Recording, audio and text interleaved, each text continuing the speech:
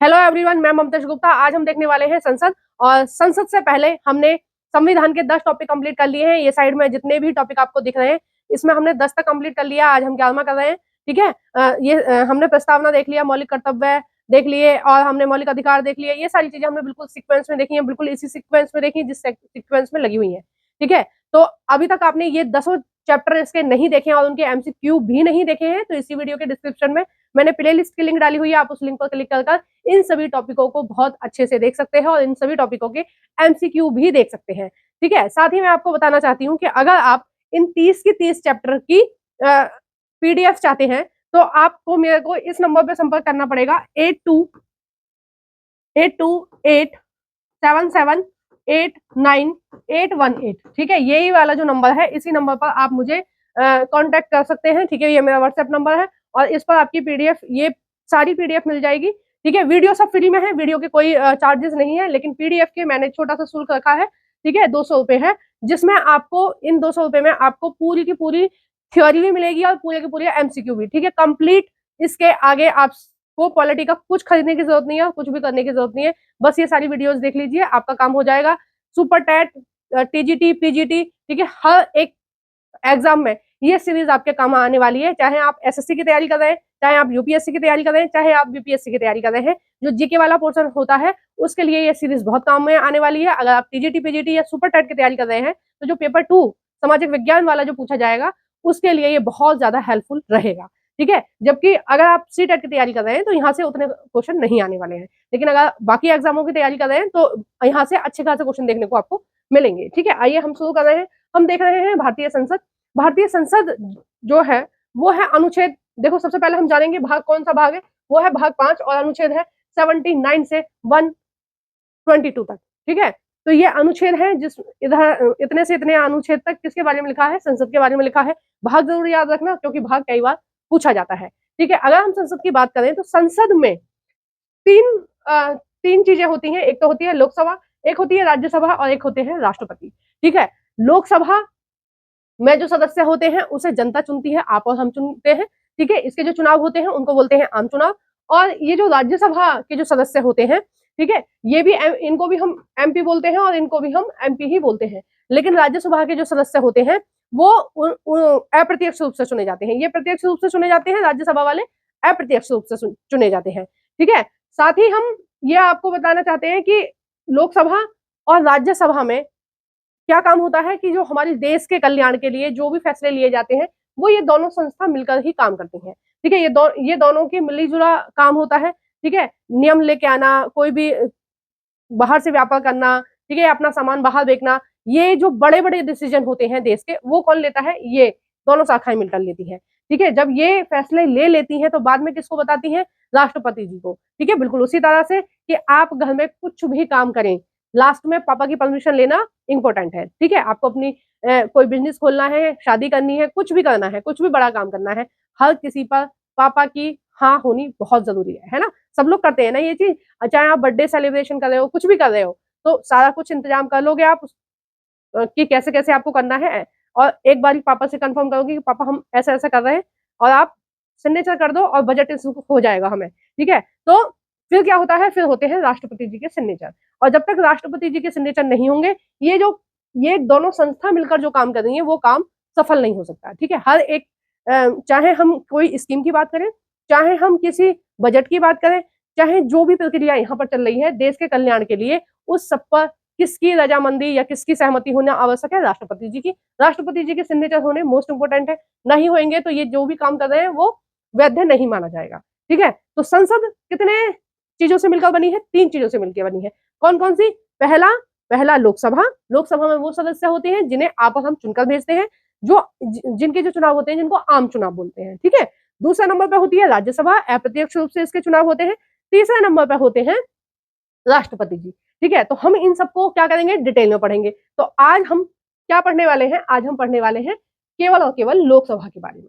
ठीक है। आज हम लोकसभा पढ़ेंगे, कल हम राज्यसभा पढ़ेंगे, और परसों हम राष्ट्रपति के साथ साथ पूरी संसद के बारे में जानेंगे। ठीक है। और एक क्विक रिवीजन भी लेंगे हम परसों। ठीक है, परसों ये पूरा चैप्टर खत्म हो जाएगा, यानी कि 3 वीडियो लगेंगी इस पूरे की पूरे चैप्टर को खत्म करने में। ठीक है, तो आज हम किसके बारे में देख रहे हैं? आज हम देख रहे हैं लोकसभा के बारे में। आइए देखते हैं लोकसभा के बारे में। यहाँ लिखा हुआ है, देखो बहुत मेहनत से ये पूरी पीडीएफ बनाई है और मैंने लगभग सभी टॉपिक कवर करे हैं। 90% इससे बाहर कुछ नहीं देखने को मिलेगा आपको।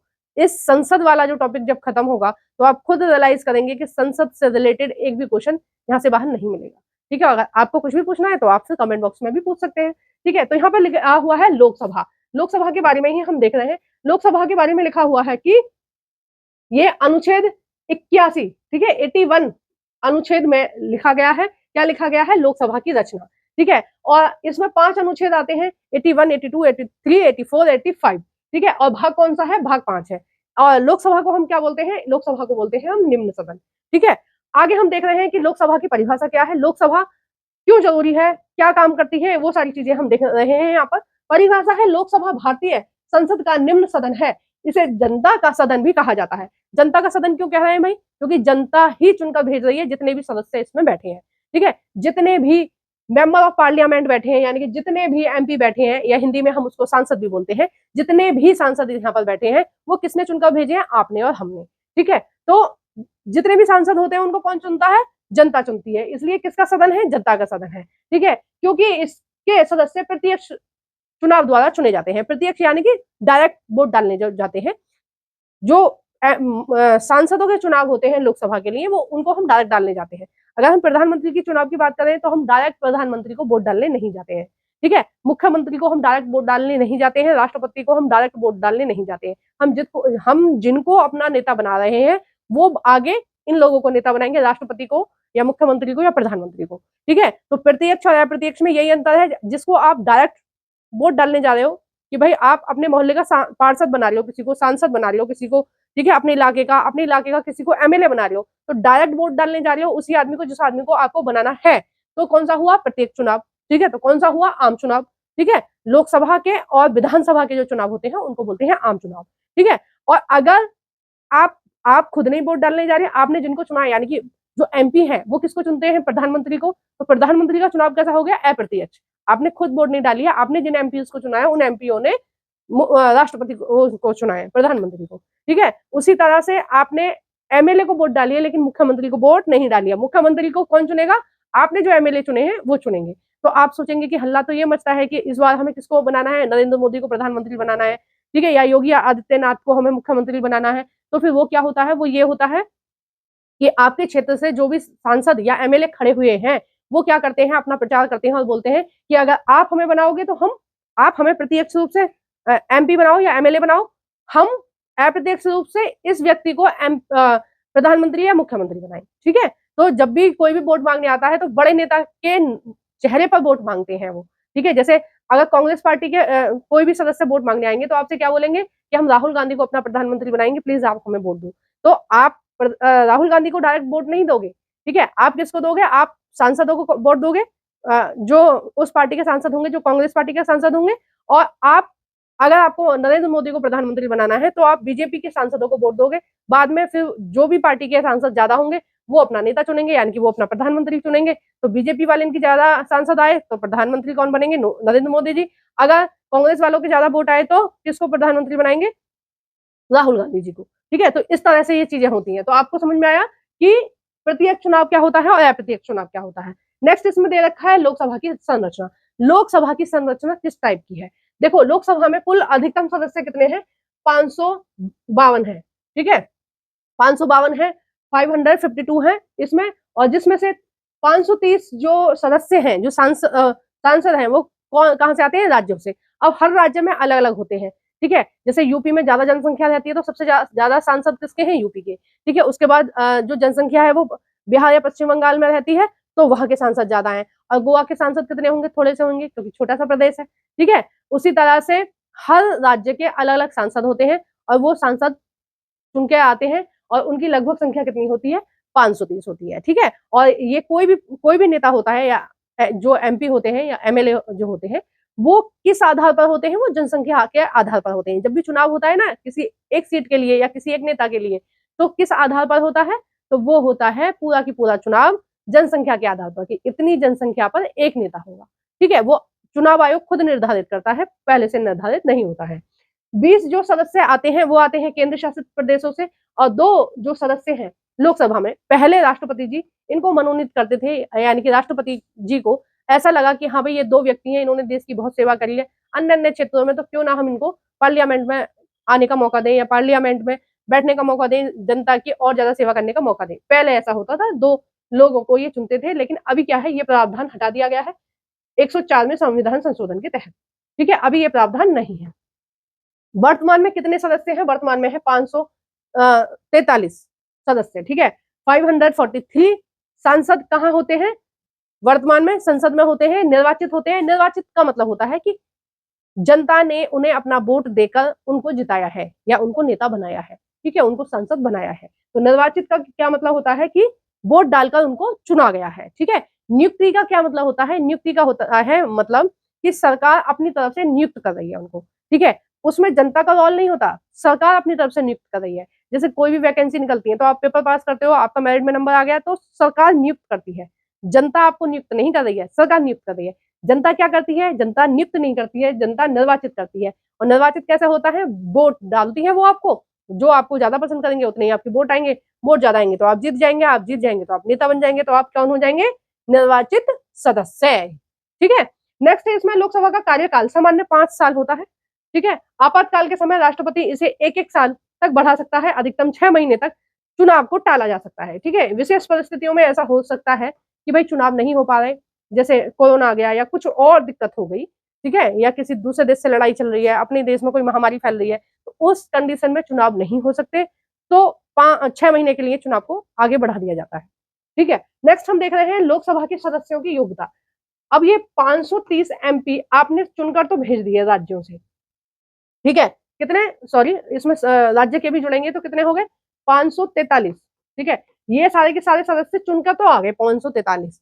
ठीक है, लेकिन ये बिल्कुल अनपढ़ होने चाहिए या इनका मानसिक संतुलन ढीला हो, तो क्या होगा? तो उसके लिए एक नियम बनाए गए हैं कि भाई पार्लियामेंट में बैठने के लिए कुछ योग्यता उनके अंदर होनी चाहिए। ठीक है, कुछ गुण होने चाहिए। ऐसा नहीं है कि कोई भी आदमी उठकर और पार्लियामेंट में बैठ जाए, क्योंकि वहां बैठना एक बहुत जिम्मेदारी का काम है। तो उसके लिए क्या क्या होना चाहिए वो हम देखते हैं। पहला है इसमें आयु सीमा। आयु सीमा कम से कम वो 25 साल का होना चाहिए। ठीक है, कितने साल का होना चाहिए? 25 साल का कम से कम वो व्यक्ति होना चाहिए जो एमपी बनने के लिए या सांसद बनने के लिए चुनाव लड़ता है। दूसरा है नागरिकता, उसके पास भारत की नागरिकता होनी चाहिए, होनी अवश्य है। ठीक है, उसका जन्म भारत में होना अवश्य है। जैसे सोनिया गांधी जी कभी भी हमारे देश की प्रधानमंत्री नहीं बन सकती। ठीक है, ना बनी, वो आज तक ना बन सकती है। क्यों नहीं बन सकती? वो इसलिए नहीं बन सकती क्योंकि उनका जन्म भारत में नहीं हुआ है। ठीक है, देश के सांसद या ये प्रधानमंत्री, राष्ट्रपति, ये सब होने के लिए जरूरी है कि उस व्यक्ति का जन्म भारत में हुआ हो। ठीक है, अगर भारत में जन्म नहीं हुआ तो वो नहीं कर सकता, है ना, ये चीज ध्यान रखना। नेक्स्ट इसमें दिया हुआ है मतदाता होना। भारत में किसी भी निर्वाचित क्षेत्र का मतदाता होना, यानी कि वोट डालने का अधिकार उसको होना चाहिए किसी भी क्षेत्र में। नेक्स्ट दे रखा है न्यायिक दोष न होना। न्यायिक दोष मतलब ऐसा नहीं है कि वो अपराधी घोषित किया जा चुका हो, यानी कि उस पर अपराध घोषित हो चुका हो, ऐसा नहीं हो सकता। यानी कि किसी भी कोर्ट में सजा सुना दी गई है कि हाँ भाई इसने मर्डर कराया या कुछ भी क्राइम किया है और सजा उसको सुना दी गई है, उसके बाद वो चुनाव नहीं लड़ सकता। ठीक है, नेक्स्ट इसमें दे रखा है विशिष्ट पद पर ना हो, यानी कि एक साथ 2 पद पर नहीं होना चाहिए। 2 पद का मतलब हो गया, ऐसा नहीं है कि वो सांसद भी हो और वो सरकारी टीचर भी हो, या तो उसे सरकारी टीचर से पद छोड़ना पड़ेगा या फिर वो सांसद बन सकता है, दोनों में से एक बन सकता है। ठीक है, जैसे द्रौपदी मुर्मू जी जो है वो टीचर थी। ठीक है, किसी पद पर थी, सार्वजनिक पद पर थी, तो उन्होंने पहले उस पद से इस्तीफा दिया है, उसके बाद राष्ट्रपति बनी है। या तो वो विधायक थी उस टाइम पे अपने इलाके की, या वो प्रिंसिपल थी, कोई किसी ना किसी पद पर थी, उन्होंने इस्तीफा दिया है, उसके बाद वो आई है यहाँ पर। ठीक है, राष्ट्रपति बनी है। तो एक बार में एक ही सरकारी पद होगा आपके पास, 2 नहीं हो सकते, 2 सरकारी जॉब नहीं कर सकती। ऐसा नहीं हो सकता कि आप टीचर भी हो और आप राष्ट्रपति, प्रधानमंत्री कुछ और बन जाओ, नहीं बन सकते। एक बार में एक बनना पड़ेगा, पहले पहला वाला रिजाइन करना पड़ेगा, जब दूसरे वाले को आप कर पाओगे। ठीक है, नेक्स्ट इसमें दे रखा है कि विशिष्ट पद पर ना होना, ये मैंने आपको बता दिया। अन्य शर्तें चुनाव आयोग के नियम अनुसार पात्र होनी चाहिए, ये योग्यता संविधान के अनुच्छेद 84 में उल्लेखित है। ठीक है, लोकसभा की एक सीट के लिए आवश्यक आबादी का मानक लगभग 1.5 लाख, मतलब 1.5 लाख की जनसंख्या पे एक सांसद चुना जाता है। ठीक है, 1.5 लाख से 2.5 लाख के बीच माना गया है, यानी कि 1.5 से 2.5 लाख के लिए एक सांसद होता है। ठीक है, ध्यान रखना। चुनाव की घोषणा, अब देखो आपने जान लिया कि जो सांसद हैं वो कितने हैं, 543 सांसद हैं। कहाँ बैठे हैं, पार्लियामेंट में बैठे हैं। कौन कौन सी योग्यता होनी चाहिए कि 25 साल का होना चाहिए, भारत का सदस्य होना चाहिए। ठीक है, भारत में जन्म लेना आवश्यक है उसका, और कोई अपराध नहीं का मामला उसके ऊपर नहीं होना चाहिए। ठीक है, अपराध सिद्ध नहीं हो जाना चाहिए, उसके बाद वो कहीं भी चुनाव नहीं लड़ सकता। नेक्स्ट इसमें दे रखा है कि चुनाव की प्रक्रिया। अब आपने ये तो जान लिया कि क्या क्या योग्यता होनी चाहिए। अब मैं इसमें ये बताना चाहती हूँ कि ये चुनाव होता कैसे है। ठीक है, कैसे ये 543 सदस्य चुने जाते हैं, कोई प्रक्रिया तो होती होगी, है ना, किस तरह से होती है। तो देखो प्रक्रिया ऐसे होती है कि चुनाव की घोषणा होती है, सबसे पहले चुनाव आयोग करता है। भारत के चुनाव आयोग द्वारा चुनाव की तिथि, चरण और कार्यक्रम की आधिकारिक घोषणा की जाती है। दूसरे नंबर पर क्या होता है, निर्वाचित क्षेत्र का निर्धारण होता है। निर्वाचित क्षेत्र क्या होता है, पूरे भारत को छोटे छोटे क्षेत्रों में बांट दिया जाता है। ठीक है, कितनी जनसंख्या के आधार पर, यानी कि 2.5 लाख की 1.5 से 2.5 लाख की जनसंख्या पर कितना होगा, एक निर्वाचित क्षेत्र होगा। एक निर्वाचित क्षेत्र यानी कि एक सीट, यानी कि पूरे भारत को हम कितने भागों में बांट देंगे, पूरे भारत को हम जनसंख्या के आधार पर 543 भागों में बांट देंगे। ठीक है, कितने भागों में, 543 भागों में बांट देंगे। अब हर सीट के लिए चुनाव होगा। ठीक है, क्योंकि कितने सांसद चुने जाने हैं, 543। ठीक है, 543 भागों में हमने बांट दिया, और लगभग एक सीट के लिए कितनी जनसंख्या होनी चाहिए, 1.5 से 2.5 लाख जनसंख्या होनी चाहिए। ठीक है, अब चुनाव की घोषणा हो गई, निर्वाचित क्षेत्र हो गया। ठीक है, आपको समझ में आ गया किस तरह से है। अब नेक्स्ट है आचार संहिता लागू। आचार संहिता कौन लागू करेगा, चुनाव आयोग। ठीक है, चुनाव आयोग ने घोषणा कर दी कि आज से इतने दिन बाद चुनाव स्टार्ट हो, मतलब चुनाव होंगे आज से 15 दिन बाद या 20 दिन या बाद या 1 महीने बाद। ठीक है, चुनाव आयोग की घोषणा के साथ ही देश में आदर्श आचार संहिता लागू हो जाती है, जिसे सभी राजनीतिक दल और उम्मीदवारों को मानना होता है। ठीक है, कुछ नियम होते हैं, उन नियमों को पालन करना होता है। जैसे आचार संहिता में होता है कि आप चुनाव का प्रचार करने में कोई झूठे वादे नहीं करेंगे। ठीक है, बहुत ज्यादा ये नहीं करेंगे, ये फ्री में दे दिया, वो फ्री में दे दिया, ऐसे नहीं करेंगे। दूसरा, आप किसी भी सरकारी जीप का या सरकारी किसी भी मशीन का प्रयोग नहीं करेंगे। ठीक है, सरकार के खजाने से पैसा लेकर अपने प्रचार पर खर्च नहीं करेंगे। कुछ रूल होते हैं, वो सारे रूलों को बोला गया है आचार संहिता, यानी कि वो सारे रूल हर एक उस व्यक्ति को फॉलो करने पड़ेंगे जितने भी लोग चुनाव के लिए खड़े हुए हैं। नेक्स्ट है मतदाता सूची का प्रकाशन। अब देखो जैसे ये एसआईआर का हल्ला हो रहा था ना कि एसआईआर हो रहा है, एसआईआर हो रहा है, तो ये क्या हो रहा है, ये एक तरह से यही वाली चीज हो रही है, मतदाता सूची का प्रकाशन। यानी कि जब भी चुनाव होते हैं मतदाता सूची ठीक करी जाती है, क्योंकि हर साल कुछ बच्चे 18 साल के हो जाते हैं और कुछ लोग जो बुजुर्ग लोग हैं वो उनकी मृत्यु हो जाती है। ठीक है, तो हर साल ऐसा होगा कि कुछ लोग बढ़ जाएंगे वोटर लिस्ट में और कुछ लोग कम हो जाएंगे। जो मर गए वो कम हो गए, जो 18 साल से ऊपर के हो गए यानी कि जो बच्चे 18 साल के हो गए वो मतदाता सूची में ऐड करे जाएंगे। तो इसी को बोला गया है मतदाता सूची का प्रकाशन। तो उसमें क्या होता है कि 18 साल से ऊपर के बच्चों को जोड़ दिया जाता है और जो मर गए उनका उसमें से नाम काट दिया जाएगा। ठीक है, तो मतदाता सूची जारी की जाती है जिसमें योग्य नागरिकों का नाम शामिल होता है। ठीक है, नामांकन पत्र दाखिल करना। नामांकन पत्र दाखिल करना यानी कि ये जो 543 सीट पर जो चुनाव होने हैं, अब एक सीट के लिए एक सीट के लिए कम से कम तो 2 होंगे। चुनाव का मतलब होता है कि 2 में से किसी एक को चुनना। 3 भी हो सकते हैं, 4 भी हो सकते हैं, 5 भी हो सकते हैं। ठीक है, कितने भी हो सकते हैं, जितने लोगों को ऐसा लगता है कि भाई इस एरिया में से हम जीतेंगे। ठीक है, तो कितने भी हो सकते हैं, तो उतने लोग एक सीट पर खड़े होंगे।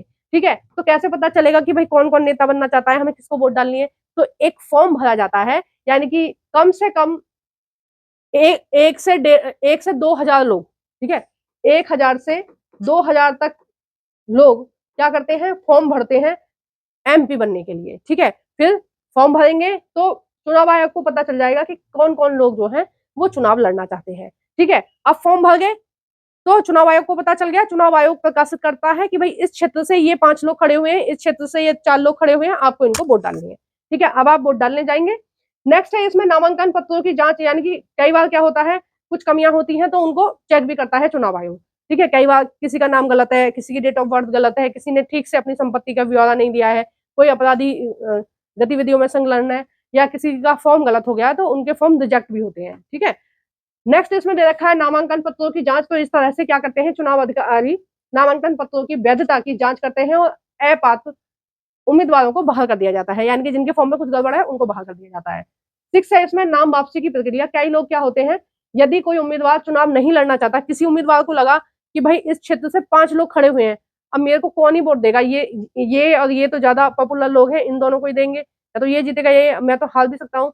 तो फिर मैं अपना नामांकन क्या कर लेता हूँ वापस। तो कई लोग अपना फॉर्म वापस भी ले लेते हैं। कई लोगों को दूसरे लोग क्या करते हैं कि भाई मैं, तेरी और मेरी वोट एक ही है। एक ही है मतलब जैसे एक ए व्यक्ति खड़ा है, मान लो एक ए व्यक्ति खड़ा है, उसको भी वही वही लोग वोट देने वाले हैं। यानी कि मान लो यहाँ जनरल कैटेगरी के कुछ लोग हैं, जो ए को भी जनरल कैटेगरी के लोग पसंद करते हैं, बी को भी जनरल कैटेगरी को पसंद करते हैं, सी को दूसरे धर्म के लोग पसंद कर रहे हैं। ठीक है, तो अब सी की तो वोट पक्की है कि भाई ये सारी वोट मुझे मिलेंगी तो मैं जीत सकता हूँ। ए वाला कई बार क्या करता है, बी वाले को बोलता है कि भाई तू 1 आध करोड़ रुपए ले ले और तू चुनाव मत लड़, क्योंकि ये वोट अगर आधी तूने ले ली और आधी मैंने ले ली तो दोनों हार जाएंगे, वो वाला जीत जाएगा।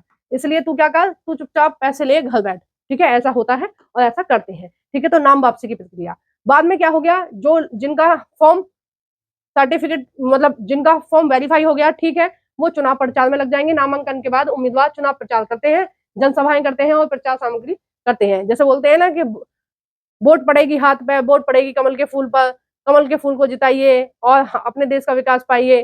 ठीक है, कोई झाड़ू के लिए बोलेंगे कि भाई झाड़ू आएगी तो साफ सफाई होगी, तो झाड़ू को वोट दें।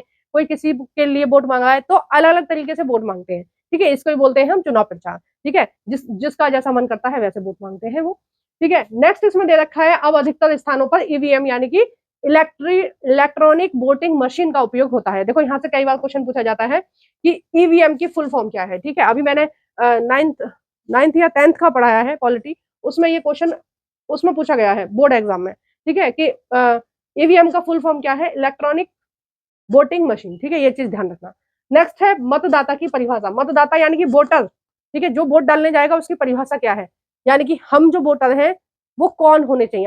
आपने सदस्य का तो जान लिया कि सदस्य कौन होगा, जो 25 साल से ऊपर का होगा, जो भारत का नागरिक होगा, जिसके ऊपर कोई मुकदमा नहीं चल रहा होगा, जिसका जन्म भारत में हुआ होगा। लेकिन एक मतदाता होने के लिए भी तो कुछ शर्तें होनी चाहिए। ठीक है, तो देखो कौन कौन सी शर्तें होती हैं और मतदाता कौन होते हैं, ये मैंने एनसीईआरटी से पूरी परिभाषा, ये मैंने एनसीईआरटी से ली है। 9th या 10th का ये चैप्टर है, वहीं से लिए पूरी परिभाषा। तो मतदाता वह व्यक्ति होता है जो भारत के किसी निर्वाचित क्षेत्र की मतदाता सूची में पंजीकृत है और जिसे संविधान तथा कानून के अनुसार मतदान का अधिकार प्राप्त है। यानी कि किसी भी क्षेत्र से वो मतदाता है। जैसे मैं हूं, मैं दिल्ली में रहती हूँ। ठीक है, तो दिल्ली का जो ये इलाका है, ठीक है, इलाके का मैं नाम नहीं लूंगी, यहाँ पर प्राइवेसी थोड़ी सी रखनी पड़ती है सोशल मीडिया में। तो जिस स्थान से मैं हूँ, ठीक है, तो उस स्थान का वोटर लिस्ट में मेरा नाम होना चाहिए। ठीक है, उस स्थान की वोटर लिस्ट में मेरा नाम होना चाहिए। ठीक है, तो हर किसी का अपने अपने स्थान की वोटर लिस्ट में नाम होना चाहिए, यही इन्होंने बोला है। ठीक है, नेक्स्ट इन्होंने कुछ बिंदु दिए हैं जो आपकी एनसीईआरटी में लिखे हुए हैं। देखो आप एक चीज ध्यान रखना, इसको करने के बाद आपको एनसीईआरटी नहीं देखने की जरूरत है। ठीक है, क्योंकि एनसीईआरटी में जितनी सारी चीज दी हुई है वो सब भी मैंने इसमें ऐड करी है, इसलिए थोड़ा लेंथी है ये, क्योंकि एनसीईआरटी की चीज भी इसमें मेंशन करी है बीच बीच में। ठीक है, तो इसलिए एनसीईआरटी पढ़ने का लोड नहीं लेना है फिर अगर आप ये पढ़ते हो तो। ठीक है, नेक्स्ट इसमें दे रखा है भारतीय नागरिक होना अनिवार्य है। ठीक है, दूसरा है आयु कम से कम 18 वर्ष होनी चाहिए, वोट डालने का अधिकार 18 वर्ष के बाद ही मिलता है। निर्वाचित क्षेत्र में मतदाता सूची का नाम दर्ज होना चाहिए। ठीक है, यानी कि ऐसा नहीं है कि आप बस 18 साल के हो गए तो वोट डालने जाओगे, नहीं, आपको मतदाता सूची में अपना नाम दर्ज भी कराना पड़ेगा। ठीक है, जब वोटर लिस्ट बनेगी ना तो उसमें आप या तो आपके घर पे सर्वे करने आएंगे तब वहां जुड़वा लो अपना नाम। अगर आप नौकरी करते हो, घर पे कोई नहीं रहता, तो फिर अलग से आपको कंप्यूटर वाले के पास जाना पड़ेगा, उससे बोलना पड़ेगा कि भाई हमारी नाम डाल दो। ठीक है, जैसे एसआईआर हुआ था उसमें बहुत सारे लोगों ने अपना नाम ऐड करवाया है। नेक्स्ट है इसमें मानसिक रूप से स्वस्थ हो, किसी भी कानूनी रूप से मतदाता के अधिकार से वंचित ना हो। ठीक है, मानसिक रूप से स्वस्थ हो मतलब पागल वगैरह जैसे लोग होते हैं ना, जैसे उनका माइंड थोड़ा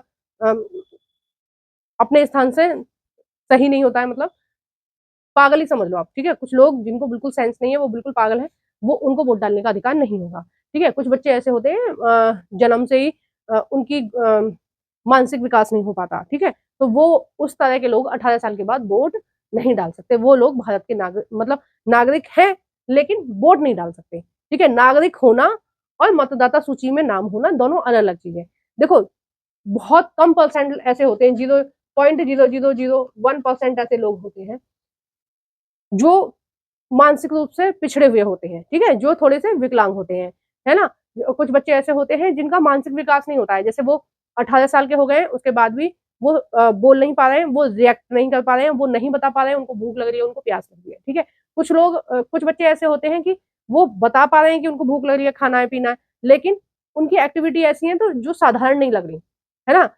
अगर किसी आदमी को आप देखते हो तो आपको अलग से पता चलेगा ना कि ये पागल है और ये नॉर्मल इंसान है ना। उस तरह के कुछ लोग, कुछ बच्चे ऐसे होते हैं जन्म से ही जिनका मानसिक विकास बिल्कुल नहीं होता, ठीक है, तो वो चुप रहते हैं, मतलब वो बोलते भी नहीं है, वो खाना भी नहीं मांगते, वो टॉयलेट के लिए भी नहीं बता पाते, वो पॉटी के लिए भी नहीं बता पाते, ठीक है। तो वैसे अगर बच्चे 18 साल से ऊपर के हैं तो उनका वोटर लिस्ट में नाम नहीं हो सकता, लेकिन वो भारत के नागरिक हो सकते हैं, ठीक है। तो नागरिक होना और वोटर लिस्ट में नाम होना दोनों अलग अलग बातें, ध्यान रखना, ठीक है। और ये बस मानसिक रूप से विकृत व्यक्ति पर ही लागू होती है, बाकी तो लोग वोट डाल सकते हैं। नेक्स्ट है इसमें मतगणना, मतदान समाप्त होने से पहले, होने के बाद निर्धारित तिथि को मतगणना होती है। देखो मतगणना क्या है, क्या वोटर लिस्ट तैयार हो गई, उसके बाद आप वोट डालने गए, ठीक है, वोट डालने गए, एक सीट से 3-4 लोग जो खड़े हुए हैं, ABCD, आपने जिसको मन करा उसको वोट डाल दिया। अब उन वोटों की काउंटिंग होगी, उसको बोला है मतगणना, ठीक है। मतगणना समाप्त होने के बाद घोषणा की जाती है कि इस क्षेत्र से ये व्यक्ति जीता है, ठीक है। परिणाम घोषित होना यानी कि जब काउंटिंग हो गई तो फिर बताया जाता है कि इस क्षेत्र से ये, इस क्षेत्र से ये जीता है। तो इसमें है चुनाव आयोग द्वारा सभी परिणामों की आधिकारिक घोषणा की जाती है और बहुमत प्राप्त करने वाली दल को यानी कि सरकार को निमंत्रित किया जाता है कि यह प्रक्रिया भारतीय लोकतंत्र की मूल आत्मा को दर्शाता है, ठीक है। यानी कि जिस पार्टी की ज्यादा वोट आएंगी, यानी कि जिस पार्टी के ज्यादा सांसद होंगे, वही पार्टी अपनी सरकार बना पाएगी, कहाँ, लोकसभा में, ठीक है। अभी हाल फिलहाल के जो चुनाव हुए थे, पिछले चुनाव जो हुए थे, उसमें बीजेपी पार्टी, गठबंधन वाली बीजेपी पार्टी जीती थी, ठीक है। तो उन्होंने सरकार बनाई है और अभी उनकी सरकार चल रही है, पिछले 15 साल से उनकी ही सरकार चल रही है, ठीक है, सॉरी पिछले 12 साल से, ठीक है, 2014 से ही इनकी सरकार कंटिन्यू है बीजेपी वालों की। नेक्स्ट हम देख रहे हैं MP या सांसद सदस्य निम्न पदों को चुनते हैं। अब देखो सदस्य चुनकर आ गए, ठीक है, कितने चुनकर आ गए, चुन के आ गए 543, ठीक है। देखो 543 सीटों पर चुनाव हुआ था, ठीक है। मान लो कि बीजेपी वालों के 200 आए थे और कांग्रेस की जो गठबंधन सरकार थी, सॉरी बीजेपी वालों के मान लो 300 आए थे, ठीक है, और दूसरी जो गठबंधन की सरकार थी उसके आए थे 200 आए थे और अन्य के आए थे 43, ठीक है। ऐसा मान लो कि ऐसे ऐसे आए, ठीक है। तो ये कौन सी है, बीजेपी पार्टी है, ये कौन सी है, कांग्रेस पार्टी है और ये अन्य पार्टियां हैं, ठीक है। इनके इतने इतने आए, तो सबसे ज्यादा किसके आए, कांग्रेस के, वो सॉरी बीजेपी वालों के आए। तो बीजेपी वाली जो पार्टी है वो अपनी सरकार बना रही है, ठीक है। यानी कि वो, ये जो सरकार चलेगी यानी कि चलेगी तो ये किसकी चलेगी, बीजेपी वाली की, ठीक है। यानी कि इनकी विचारधारा को महत्व दिया जाएगा। और ये जो 200 वाले हैं, जो कांग्रेस है, वो कहाँ बैठेगी, वो विपक्ष में बैठेगी, ठीक है। और ये जो 43 है ये भी इनके साथ विपक्ष में बैठेंगे, ठीक है। और अब सत्ता कौन चलाएगा, ये 300 वाले चलाएंगे, यानी कि जिनके सबसे ज्यादा सांसद आए हैं, ठीक है। इसमें से जिसके सबसे ज्यादा सांसद आए, इतने नहीं है, मतलब ये बिल्कुल एग्जैक्ट नहीं है, एक समझाने के लिए आपको व्यू बता रही हूँ, ठीक है। आपको समझ में आ गया ना। अब देखो जो सांसद बनकर आ गए, ठीक है, 300 ये आ गए, 200 ये आ गए, 43 ये आ गए, ठीक है। सरकार किसकी बनेगी, जिसके ज्यादा आएंगे, क्योंकि लॉजिक है इसमें, जिसके ज्यादा आएंगे वही अपना प्रधानमंत्री को चुनाव करेंगे, क्योंकि पार्टी प्रधानमंत्री का चेहरा पहले दिखा के चलती है कि अगर हम जीते तो हम सारे के सारे सांसद मिलकर इनको प्रधानमंत्री बनाएंगे, ठीक है। तो पहले से पता होता है कि ये व्यक्ति जो है ये प्रधानमंत्री बनेगा, है ना। तो पहले से पता होता है, तो पूरी जनता को पता होता है कि अगर ये पार्टी जीतेगी तो ये प्रधानमंत्री बनेगा। तो ये पूरे के पूरे 543 लोग किनको वोट डालते हैं, ये वोट डालते हैं प्रधानमंत्री को, ठीक है। तो प्रधानमंत्री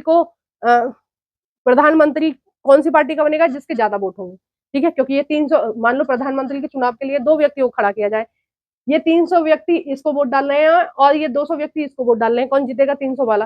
तो पहले से पहले सबको पता होता है, चुनाव कराने की जरूरत नहीं है, तो प्रधानमंत्री बनते हैं, ठीक है। दूसरे नंबर पर क्या होते हैं, दूसरे नंबर पर होता है स्पीकर, ठीक है, या उसको बोलते हैं लोकसभा अध्यक्ष, ठीक है। वो भी कौन लोगों का बनता है, इन 300 लोगों का बनेगा, यानी कि बीजेपी वालों का ही बनेगा, ठीक है। अगर ये अपनी तरफ से 200 वाले खड़ा भी कर लें तो ये हार जाएगा, क्योंकि उसकी कुल 200 वोट होंगे। तो स्पीकर बनते हैं और उप स्पीकर बनते हैं, ठीक है। और इनको हम हिंदी में क्या बोलते हैं, लोकसभा के अध्यक्ष, है ना। और ये लोकसभा के अध्यक्ष को कौन चुनता है, 543 लोग, ठीक है। ये 543 लोग चुनेंगे।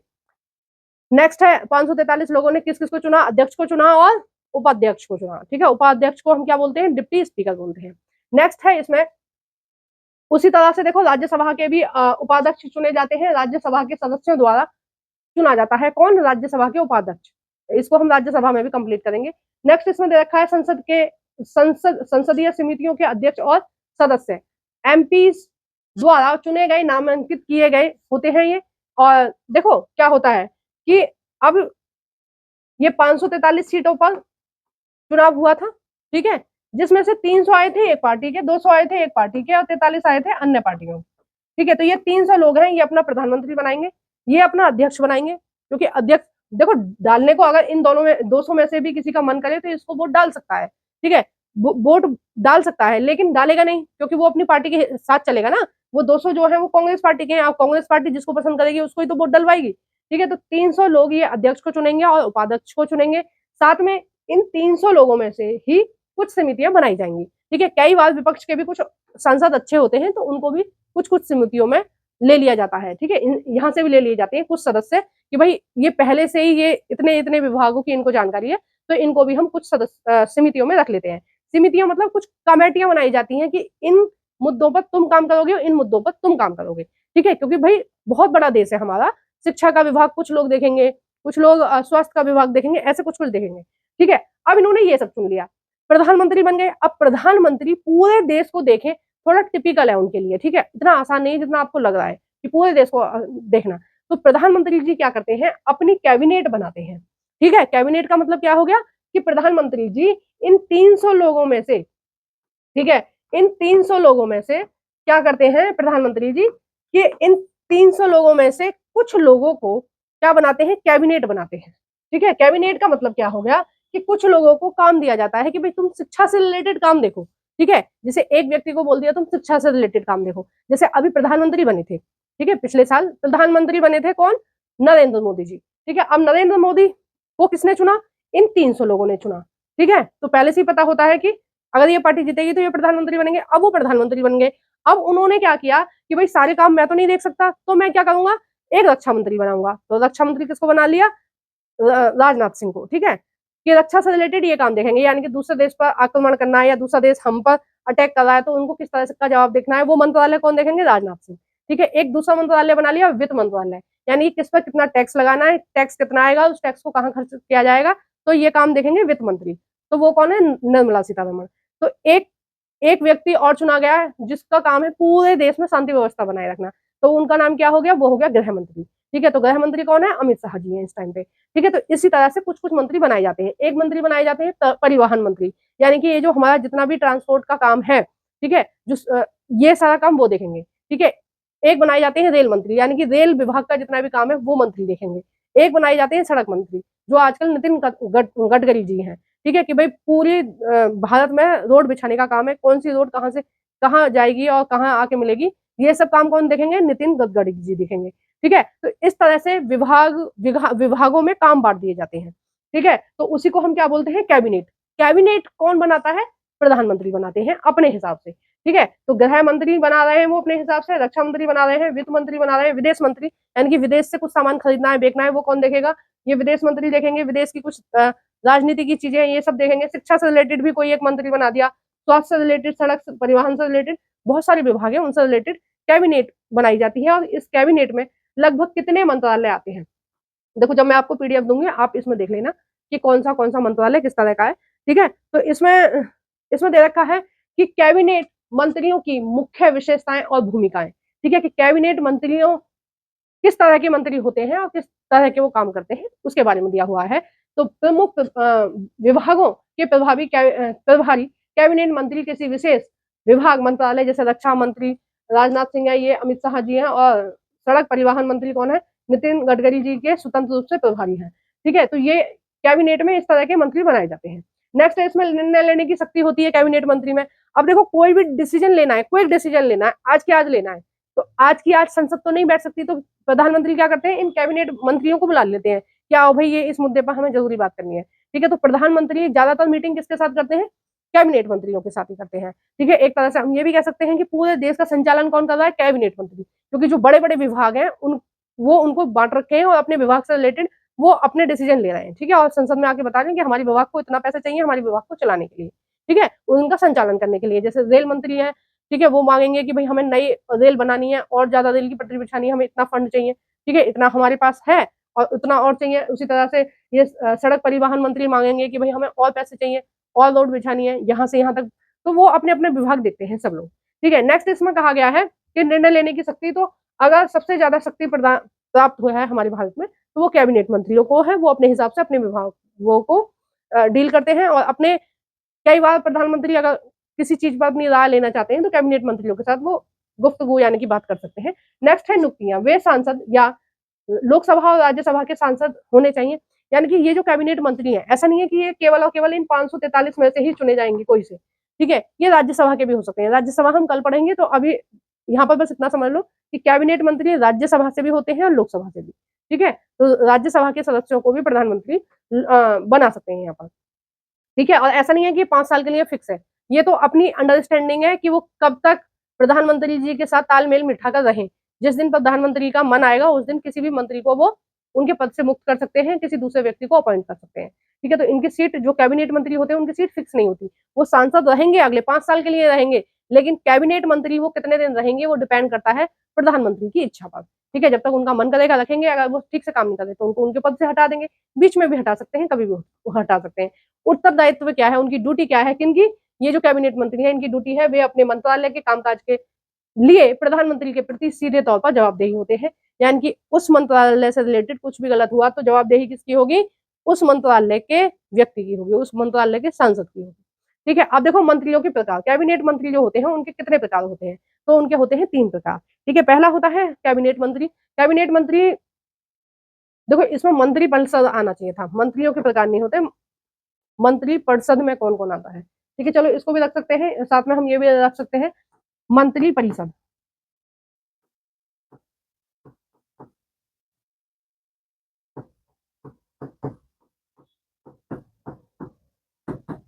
अब देखो मंत्री परिषद में कौन कौन आता है। मंत्री परिषद में आते हैं कैबिनेट मंत्री आते हैं, ठीक है। कैबिनेट मंत्री मैंने आपको बता दिए। फिर आते हैं स्वतंत्र प्रभार वाले मंत्री, ठीक है। देखो कुछ ये 15-20 जो मंत्रालय हैं ये इंपॉर्टेंट है, ठीक है, तो इनको कैबिनेट मंत्री माना जाता है। कुछ और मंत्रालय हैं, 10-20-50-40 मंत्रालय और हैं जो साइड में काम करते हैं, ठीक है, जो एनजीओ वगैरह हैं या और भी बहुत सारी चीजें हैं देश में, उनसे रिलेटेड मंत्री होते हैं, तो उनको बोलते हैं राज्य मंत्री या स्वतंत्र प्रभार वाले मंत्री, ठीक है। जो स्वतंत्र प्रभार वाले मंत्री होते हैं ये अपने अपने विभागों को देखते हैं। कैबिनेट मंत्री की तुलना में छोटे मंत्रालय के प्रमुख होते हैं, ठीक है। छोटे छोटे जो विभाग होते हैं इनके पास अपने मंत्रालय की पूरी जवाबदेही होती है, ठीक है। यानी कि कोई भी डिसीजन लेंगे तो फिर इनको जिम्मेदारी के साथ वो काम करना पड़ेगा। और ये कैबिनेट की बैठक में आमतौर पर शामिल नहीं होते हैं।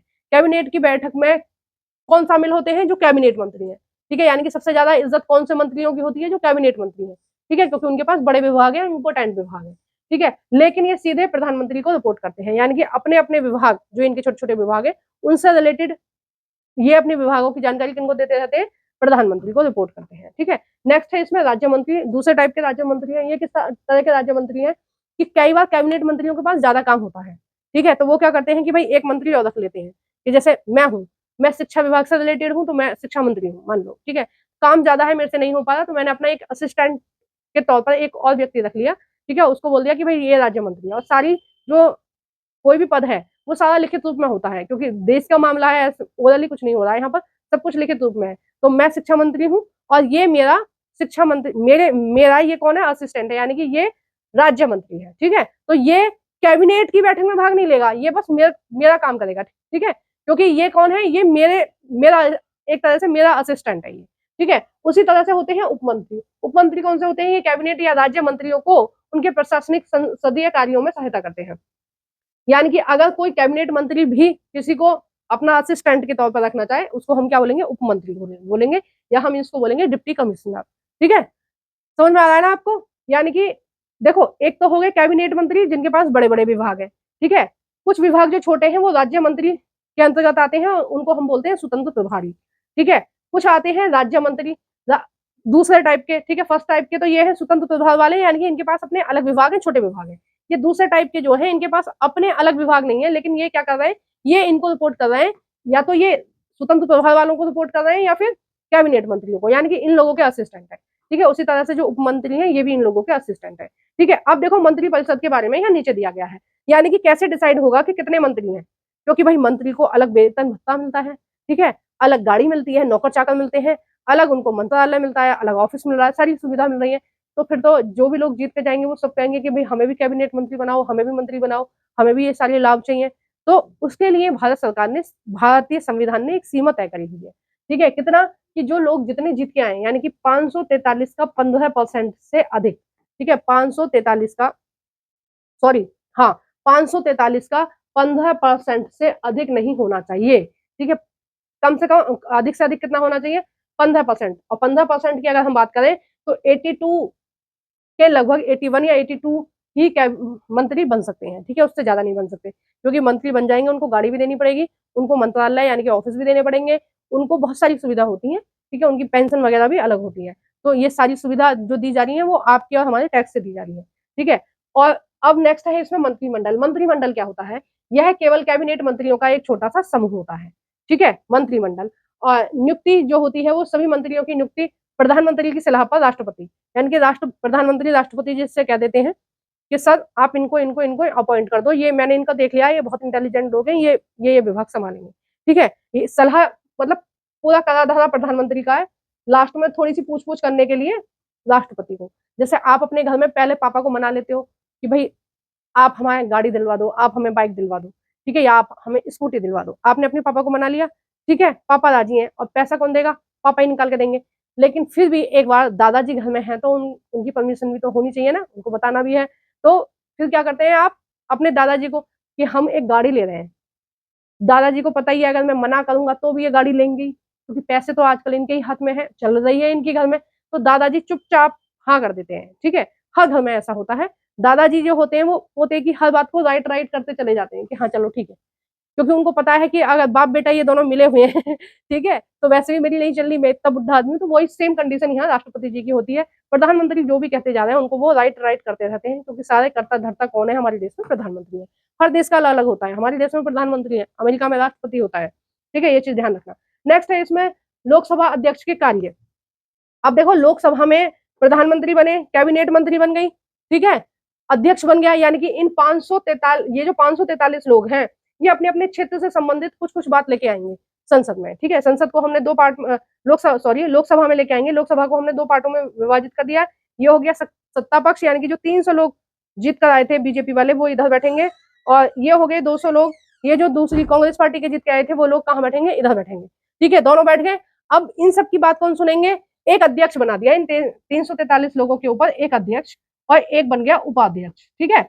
अब ये जो कार्रवाई चलेगी उसको कौन सुनेगा? ये अध्यक्ष सुनेंगे, ठीक है। जो बात उनको सही लगेगी उन बातों को रखेंगे और उन योजनाओं पे आगे काम होगा, ठीक है। उनको फिर सोचेंगे, जैसे कोई भी विधेयक लाना है, कोई कानून बनाना है, कुछ भी बनाना है, तो ये भी ला सकते हैं, ये भी ला सकते हैं संसद में, लोकसभा में, ठीक है। हम सॉरी मैं बार बार संसद बोल जाती हूँ, लोकसभा की बात चल रही है यहाँ पर। लोकसभा में ये ला सकते हैं, ये ला सकते हैं, कोई भी सांसद अपनी बात रख सकता है, अपने क्षेत्र से संबंधित समस्या रख सकता है कि हमारे क्षेत्र में बिजली नहीं है, पानी नहीं है, समस्या है, बीमार हैं लोग, कुपोषित हो रहे हैं, ठीक है, इन ये समस्या, इन सभी समस्याओं को ये किसके सामने रख सकते हैं?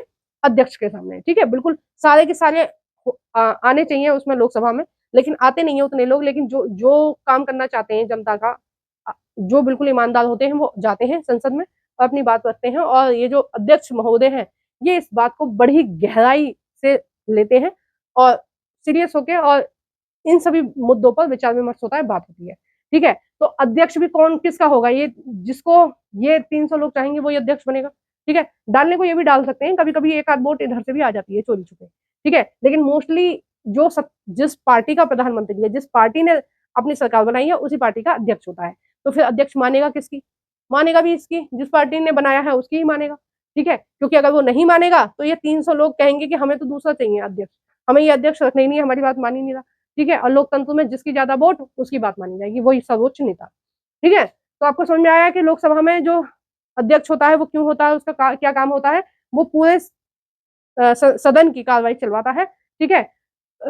देखो इसमें मैं देखती हूँ, सदन की कार्यवाही का संचालन करता है लोकसभा का अध्यक्ष, अनुशासन बनाए रखता है, प्रश्न पूछने और उत्तर देने की प्रक्रिया को नियंत्रित करता है, और संसदीय समितियों का प्रमुख होता है, ठीक है। संसद में जो इन 300 लोगों ने और इन 200 लोगों ने मिलकर कुछ कुछ जो समितियां बनाई थी उनको भी ये देखता है, ठीक है। कौन देखता है? अध्यक्ष। अब देखो लोकसभा की विशेषता क्या है, क्या विशेषताएं लोकसभा की किस तरह से कौन कौन सी हैं, तो देखते हैं। भारत का प्रतिनिधि सदन होता है, यानी कि सबसे अगर इंपोर्टेंट सदन की हम बात करें तो वो लोकसभा ही होता है। नेक्स्ट है इसमें राष्ट्रपति, लोकसभा और राज्यसभा मिलकर संसद का निर्माण करते हैं, इसलिए लोकसभा मोस्ट इंपोर्टेंट है। तीसरा है इसमें लोकसभा में बहुमत वाली पार्टी ही सरकार बनाती है, मैंने बोल दिया, जिसकी ज्यादा वोट आएंगे उसकी सरकार बनेगी। नेक्स्ट इसमें दे रखा है लोकसभा को प्रजा का सदन भी बोलते हैं, यह मैंने आपको पहले ही बता दिया है। नेक्स्ट इसमें दे रखा है, अब देखो वोट डले इतनी मेहनत से, ठीक है, इतने पैसे खर्च हुए वोट डलवाने में, चुनाव प्रचार में, इस सब में अध्यक्ष बने, प्रधानमंत्री बने, कैबिनेट मंत्री बने, ये सारे बन गए और इन सबकी सैलरी जा रही है हमारी जेब से, ठीक है, यानी कि जो हम टैक्स का पैसा दे रहे हैं वो सारी टैक्स का पैसा इन लोगों पे खर्च हो रहा है। तो भैया ये काम क्या कर रहे हैं, काम भी तो कुछ करते होंगे, है ना। हम कोई ऐसे बेवकूफ थोड़ी है कि इनको इनकी सैलरी इनको दिए जा रहे हैं, इनको इतनी सारी सुविधा दे रहे हैं, हमारे पैसे से तो जा रही है, तो हम इनसे कुछ काम भी चाहते हैं। तो हमारे संविधान में इनको कुछ काम दिए गए हैं, ठीक है, कि तुम्हें सैलरी अलग मिलेगी और तुम्हें ये सारी चीज मिलेंगी, सुविधाएं मिलेंगी, तो तुम्हें काम भी करना पड़ेगा। तो लोकसभा के कार्य क्या है, लोकसभा क्या क्या काम करती है वो हम देखते हैं। तो लोकसभा का पहला काम है विधायी कार्य। विधायी कार्य यानी कि कानून बनाना, ठीक है, जैसे आजकल सड़क दुर्घटना ज्यादा हो रही है, ठीक है, तो उससे रिलेटेड कानून बनाए जाते हैं अलग अलग, कि कोई भी व्यक्ति अगर इतनी से ज्यादा स्पीड चला रहा है तो उसको ये सजा मिलेगी, ठीक है, कोई व्यक्ति हेलमेट नहीं पहना है तो उसको ये सजा मिलेगी। तो कुछ कुछ कुछ कुछ कानून बनाए जाते हैं। तो जो भी कानून बनाए जा रहे हैं उसको हम बोलेंगे विधायी शक्ति।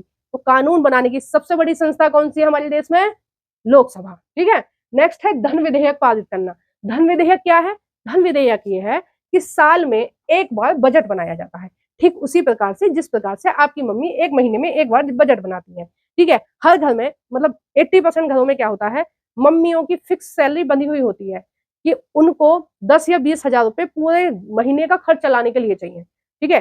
तो उनको पता है कि या तो पापा देंगे या इधर उधर से जैसे भी मतलब किराए के आ रहे हैं, या कई घरों में दादाजी पैसे देते हैं घर का खर्च चलाने के लिए, कई घरों में मम्मी पापा दोनों कमा रहे हैं तो आधे आधे दोनों खर्च करते हैं। तो एक बजट तैयार करती हैं आपकी मम्मी कि लगभग 20 हजार में जैसे आपके घर का खर्च चलेगा, तो पहले ही 5 हजार रुपए बड़े बूढ़ों की दवाई गोली के लिए, और बच्चे अगर बीमार पड़ गए तो उनकी दवाई के लिए, 5 हजार रुपए जो है वो बच्चों की एजुकेशन के लिए बनी हुई है भाई। हर महीने आपकी फीस भरनी है, स्कूल की, कॉलेज की, ट्यूशन की, कोचिंग की, जो भी है, ठीक है। बचे कितने मम्मी के पास, 10 हजार। अब 10 हजार में वो देखेंगे कि इतने का आटा, इतने का दूध, इतने का राशन, इतने की सब्जी, इतने की फल, ठीक है, अपने हिसाब से वो देखती हैं। उसी तरह से अपने देश का बजट तैयार किया जाता है, ठीक है, साल में एक बार। तो इस बजट में क्या होता है, इस बजट में पूरा अनुमान लगाया जाता है कि हमने जो जनता पर टैक्स लगा रखा है उस टैक्स से आएगा इतना पैसा, ठीक है। अब टैक्स से इतना पैसा आएगा और हमें यहाँ यहाँ खर्च करना है, यानी कि इतनी रोड बनानी है, इतने कॉलेज बनाने हैं, ठीक है, इतनी योजना और लागू करनी है, गरीबों को अनाज के लिए पैसे चाहिए, ठीक है, राशन जो फ्री में दिया जा रहा है, फ्री एजुकेशन जो दी जा रही है, बच्चों को जो स्कॉलरशिप दी जा रही है, ठीक है। तो इतने ये हमारे खर्चे हैं, ठीक है, यहाँ से आमदनी आ गई, टैक्स का पैसा आ गया, कुछ पैसे हम लोन भी ले सकते हैं और यहाँ यहाँ हमें क्या करने हैं, खर्च करने हैं, ठीक है। तो ये पैसे आएंगे हमारे पास पूरी साल और ये हम खर्चा करेंगे। तो बजट जो पेश किया जाता है उसमें ये बताया जाता है कि इस साल इतने पैसे, अनुमानित पैसे, इतने पैसे हमारे पास आएंगे, टैक्स से आएंगे, कुछ हम लोन लेंगे, कुछ हमने जो दूसरे लोगों को लोन दे रखा है उसका वो ब्याज वगैरह देंगे, उससे पैसे आएंगे। तो लोन किसको दे रखा है, भारत के भी लोग बैंक से लोन लेते हैं, उसका भी पैसा किसकी जेब में जाता है, सरकार की जेब में जाता है। कई बार हम दूसरे दूसरे देशों को भी लोन देते हैं, जैसे श्रीलंका को दे दिया, नेपाल को दे दिया, ठीक है, तो वो महीने के महीने हमको कुछ ब्याज भी तो देंगे ना, तो वो वाली, तो इतने पैसे हमारे पास आएंगे, इतने पैसे हमें खर्च करने हैं, ठीक है। तो वो पूरा की पूरा ब्यौरा कहाँ पेश किया जाता है, लोकसभा में पेश किया जाता है। और ये इसकी बहुत बड़ी शक्ति है, ठीक है। धन विधेयक का बहुत बार एग्जाम में पूछा जाता है, ध्यान रखना, पूछा जाता है कि धन विधेयक कौन से अनुच्छेद में आता है, तो अनुच्छेद 110, ठीक है। और ये सबसे इंपॉर्टेंट काम है, यानी कि पूरी साल का ब्यौरा रखती है सरकार, पेश करती है, और ये लगभग फरवरी में पेश किया जाता है, ठीक है, फरवरी में पेश किया जाता है कि किस हिसाब से हम पूरे देश को चलाएंगे एक साल के लिए, ठीक है, एक साल के लिए बजट पेश किया जाता है हर साल नया, ठीक है। राज्य सरकारें अपने अलग पेश करती हैं, केंद्र सरकार अपनी अलग। तो हम यहाँ संसद की बात कर रहे हैं, तो संसद में हम लोकसभा की बात कर रहे हैं, तो पूरे देश के लिए ये नीतियां बना रहे हैं और ये बताते हैं कि हम इस बार एयरफोर्स पे इतना खर्च करेंगे, रक्षा में तीनों फोर्सेस आ गई, हम इतना इतना खर्च करेंगे, स्वास्थ्य पर हम इतना खर्च करेंगे, यानी कि इतनी दवाई गोलियों पर खर्च करेंगे, इतना हॉस्पिटल बनवाएंगे, चेकअप वगैरह फ्री में होगा, ये सारी चीज, ठीक है। नेक्स्ट है इसमें वित्तीय कार्य। वित्तीय कार्य क्या होते हैं संसद के, लोकसभा के वित्तीय कार्य होते हैं वार्षिक बजट पारित करना, करों को मंजूरी देना, ठीक है, कि ये टैक्स लगाने हैं, ये सारे काम कौन करता है, लोकसभा करती है, यानी कि नए टैक्स भी कौन लगाएगा, लोकसभा लगाएगी, ठीक है। वर्ष में बजट जो पेश करेगी वो लोकसभा पेश करेगी। ठीक है। नेक्स्ट है इसमें कार्यपालिका पर नियंत्रण। कार्यपालिका पर नियंत्रण का मतलब हो गया कि पूरे देश का जो संचालन कर रही है कार्यपालिका वो किस तरह से करेगी। ठीक है, तो पहला क्या होता है, प्रश्नकाल। इसमें कार्यपालिका के नियंत्रण में ध्यान आकर्षण प्रस्ताव, इन सब के मामले में मतलब ये काम करेगी। ठीक है, आगे और विस्तार से दे रखा है इसलिए हम वहां पर चर्चा नहीं कर रहे हैं, है ना। तो आगे इसमें दे रखा है, नेक्स्ट हम देख रहे हैं इसमें फोर्थ में दे रखा है लोकसभा के कार्यों में संविधान संशोधन में भागीदारी। ठीक है, कोई भी संविधान में संशोधन हो गए, यानी कि पुराने जो कानून बनाए गए हैं, अगर उसमें कुछ भी जोड़ घाट करना है, कुछ भी नया ऐड करना है या पुराना कुछ भी काटना है, तो संशोधन की प्रक्रिया में मुख्य भूमिका किसकी होती है, लोकसभा की। ठीक है, संविधान संशोधन विधेयकों को राज्यसभा के साथ साथ संयुक्त रूप से भागीदारी जरूरी है, यानी कि लोकसभा की भी साझेदारी उसमें या उसका भी सहमति क्या है, जरूरी है। ठीक है, पांचवा है राष्ट्रपति और उपराष्ट्रपति का जो चुनाव है वो कौन करते हैं, लोकसभा के सदस्य। तो ठीक है, आपने क्या जाना है इसमें, लोकसभा के कार्यों में विधायक की शक्ति, यानी कि कोई भी नियम पास करने का जो काम है कौन करता है, वो लोकसभा करती है। धन विधेयक कौन प्रस्तुत करता है, लोकसभा में होता है। वित्तीय अधिकार, यानी कि किसी भी बजट, कोई भी बजट पारित करना है या करो नए टैक्स लगाना या नए कर लगाना, ये भी काम कौन करता है, लोकसभा करती है। कार्यपालिका को भी नियंत्रित कौन करता है, लोकसभा ही करती है। ठीक है, आगे जो लोकसभा की कार्रवाई है हम इसको संसद में देखेंगे। ठीक है, तो संसद का एक दिन का जो सत्र होता है ना उसमें देखेंगे पूरा। ठीक है, तीसरे पार्ट में देखेंगे, है ना। वहीं पर हम लोकसभा भी, राज्यसभा लोकसभा ये सब वहीं डिस्कशन भी चलेगा ना लंबा, तो उसमें मैं दिखाऊंगी। ठीक है, वो मैंने 8th क्लास की एनसीईआरटी से बनाया है पूरा कि संसद में किस तरह की कार्रवाई होती है, तो वहीं पर देखेंगे। अब देखो, लोकसभा के सदस्यों से हमने इतना सारा काम करवाया, तो भाई लोकसभा के सदस्यों को कुछ शक्तियां भी तो देनी पड़ेंगी। ठीक है, तो कौन कौन सी शक्तियां हैं, जो चीज हमने कार्यों में बोली है कि ये काम करते हैं, वो एक तरह से हम उनको शक्तियों के रूप में भी ले सकते हैं। ठीक है, यानी कि धन विधेयक कौन पास करेगा, किसकी मुख्य भूमिका होती है, उसकी लोकसभा की। ठीक है, तो नए टैक्स वगैरह कौन लगाता है, लोकसभा लगाता है। ठीक है, तो जो सारे चीजें हमने कार्यों में डिस्कस करी, वही सारी चीजें लगभग लगभग शक्तियों में है। शक्तियों में भी यहाँ पर यही लिखा हुआ है, विधायी शक्ति। ठीक है, धन विधेयक क्या होता है ये मैंने आपको बता दिया कि धन विधेयक वह विधेयक होता है जो केवल सरकार के राजस्व, यानी कि जो टैक्स आ रहा है, राजस्व संग्रहण, कर, शुल्क आदि या व्यय से संबंधित होता है, इसे मनी बिल भी कहते हैं।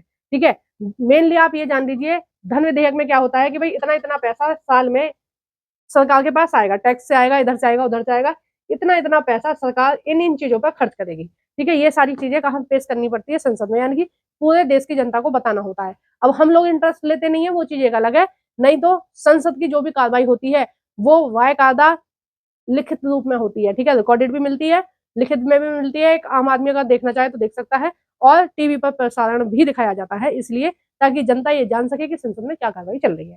ठीक है, नेक्स्ट इसमें दिया गया है अनुच्छेद 110 का प्रावधान। ये क्या है, भारतीय संविधान के अनुसार 110 में धन विधेयक की परिभाषा दी हुई है। इस अनुच्छेद के अनुसार धन विधेयक वह विधेयक होता है जो केवल निम्नलिखित मामलों से संबंधित होता है। ठीक है, धन विधेयक के अंतर्गत कौन कौन सी चीजें आती हैं, एक दो चार चीजें मैंने ओरली बता दी, लेकिन लिखित में यहाँ पर लिखा हुआ है कौन कौन सी चीजें आती हैं धन विधेयक में। तो धन विधेयक में आता है, इसमें लिखा गया है भारतीय संविधान के अनुच्छेद में परिभाषा दी हुई है। इस अनुच्छेद के अनुसार धन विधेयक वह विधेयक होता है जो केवल निम्नलिखित मामलों से संबंधित होता है। पहला है राजस्व प्राप्ति, कर, शुल्क, अन्य स्रोतों से सरकार को जो आय आने वाली होती है। ठीक है, वो सारी चीजें किसमें आती हैं, धन विधेयक में दिखाना होता है उनको, बजट जब पेश करते हैं। सरकारी खर्च, ठीक है, सरकार किन किन खातों पर कितना धन निकासी करेगी। ठीक है, क्योंकि जैसे हमारे पास बैंक में पैसे होते हैं उसी तरह से सरकार का भी खजाना होता है, तो कितना खजाना कहाँ खर्च करेगी ये भी धन विधेयक में बताया जाता है। ऋण लेना, यानी कि कितना ऋण लेगी और उस ऋण को कहाँ खर्च करेगी, वो भी वो धन विधेयक में बताएगी। निवेश में बदलाव, ठीक है, यानी कि दूसरे दूसरे देशों में भी भारत सरकार निवेश करती है। ठीक है, जैसे हम भी अपने पैसे एफडी वगैरह में डालते हैं ना, उसी तरह से भारत सरकार भी करती है। तो ये सारी चीजें भी भारत सरकार बताएगी, मतलब सॉरी, लोकसभा में ये सारी चीजें भी डिस्कस होती है, कहाँ पर, धन विधेयक में। नेक्स्ट है इसमें राजकोषीय प्रबंधन, यानी कि सरकार के खजाने और उससे संबंधित व्यवस्थाएं, यानी कि सरकार कितना इस साल इन्वेस्ट करने वाली है फ्यूचर के लिए, और पैसे चाहिएंगे ना, जैसे हम लोग बैंक में डालते हैं उसी तरह से सरकार भी कहीं कहीं इन्वेस्ट करती है। यदि किसी विधेयक में ये सभी या इनमें से कोई एक विषय हो और अन्य विषय ना हो, तो यह धन विधेयक, तो वह धन विधेयक होगा। ठीक है, ये सारी चीजें किसके अंतर्गत आती हैं, धन विधेयक के अंतर्गत। अब देखो प्रस्तुत कैसे किया जाता है, वो भी चीज देख लो, मैं जल्दी से बता दूंगी 1 मिनट में। धन विधेयक की प्रस्तुति या प्रक्रिया, यानी कि कैसे संसद में आता है, कैसे ये पास होता है, वो सारी चीजें, ठीक है। ऐसा नहीं है कि सत्ता पक्ष के लोगों ने बता दिया कि हम इतना इतना खर्च करेंगे, लोगों ने सुन लिया, बात खत्म। नहीं, ऐसा नहीं होता, सारी चीज लिखित में होती है, क्योंकि इतने बड़े लेवल पर काम हो रहा है, ठीक है। कल को कोई भी बोल दे कि नहीं जी हमने तो ऐसे बोला नहीं था, ये तो झूठ बोल रहा है, इन्होंने गलत सुन लिया है, हमने इतने पैसे नहीं बोले थे, हमने इतने पैसे बोले थे कि इतने पैसे आएंगे, इतने खर्च करेंगे, सारी चीजें लिखित में होती हैं और एक पूरी प्रक्रिया है। तो क्या प्रक्रिया है बजट पेश करने की या धन विधेयक लाने की, वो यहाँ पर दिया गया है। धन विधेयक केवल लोकसभा में ही प्रस्तुत किया जाता है, इसको राज्यसभा में प्रस्तुत नहीं किया जाता, केवल और केवल लोकसभा में। इसे राज्यसभा में भी भेजा जाता है बाद में, जब धन विधेयक पूरा प्रस्तुत हो गया, ठीक है, बाद में इसको राज्यसभा में ओके करने के लिए भेज दिया जाता है, बस कि राज्यसभा वालों को पता होना चाहिए कि हम कौन पैसा कहाँ खर्च कर रहे हैं, ठीक है। तो राज्यसभा का बहुत ज्यादा इंटरफेयर नहीं होता, कई बार कुछ कुछ संशोधन के लिए राज्यसभा के लोग बोलते हैं कि भाई यहाँ यहाँ पैसा कम खर्च कर लो या यहाँ यहाँ इन्वेस्ट कर लो, ऐसा ऐसा कुछ सुझाव दे सकते हैं, माने या ना माने वो लोकसभा की जिम्मेदारी है, ठीक है। तो इसे राज्यसभा में भी भेजा जाता है, लेकिन राज्यसभा के पास इसे मंजूर या स्वीकार करने का कोई अधिकार नहीं है, ठीक है। यानी कि अगर उनके पास पेश करा गया है तो उनको राइट करना ही पड़ेगा, ठीक है, ऐसा हमारे संविधान में लिखा है। अगर राज्यसभा फिर भी वो सिग्नेचर ना करे, वो कहें कि हमें तो ये पसंद ही नहीं आ रहा, हम नहीं कर रहे सिग्नेचर, तो हमारे संविधान में इस बात का भी प्रावधान है कि मत करो सिग्नेचर, अगले 14 दिन में वो ऑटोमेटिक पास हो जाएगा, ठीक है। राज्यसभा इसे या तो 14 दिन के वापस वापस भेज सकती है या कोई सुझाव दे सकती है, उसकी मर्जी है, लेकिन लोकसभा उन सुझावों को माने ये जरूरी नहीं है, ठीक है। धन विधेयक पर राज्यसभा का निर्णय बाध्यकारी नहीं है, यानी कि वो राज्यसभा की बात माने या ना माने, वो उसका डिसीजन है, किसका, लोकसभा का, ठीक है। कई बार मान भी लेते हैं, कोई बात सही लगी तो मान लो, जैसे बाबा वगैरह किसी चीज पर डांट रहे हैं, मान लो कोई एक आध बात मान लो, कोई एक आध बात अपने मन की कर लो, ऐसा होता है, ठीक है। लोकसभा की विशेष शक्तियां, वही मैंने बताया कि जो धन विधेयक है पूरा की पूरा किसके हाथ में है, ये लोकसभा के हाथ में है। धन विधेयक के महत्व है, ठीक है, वही है जो पीछे मैंने बता दी है। धन विधेयक के उदाहरण क्या क्या है, उदाहरण बजट बिल भी धन विधेयक होता है, टैक्स बढ़ाना घटाना ये सब किसमें आता है, धन विधेयक में आता है, ठीक है। इसमें दे रखा है यहाँ पर धन विधेयक और गैर धन विधेयक में क्या अंतर है, तो ये इसमें दे रखा है कि धन विधेयक केवल वित्तीय मामलों से संबंधित होता है, जबकि गैर धन विधेयक अन्य कानूनी सामाजिक और प्रशासनिक मामलों से संबंधित होता है। देखो पैसे क्या कितना आएगा, कितना खर्च करेंगे, ये सारा हमने ब्यौरा कहाँ दे दिया, धन विधेयक में।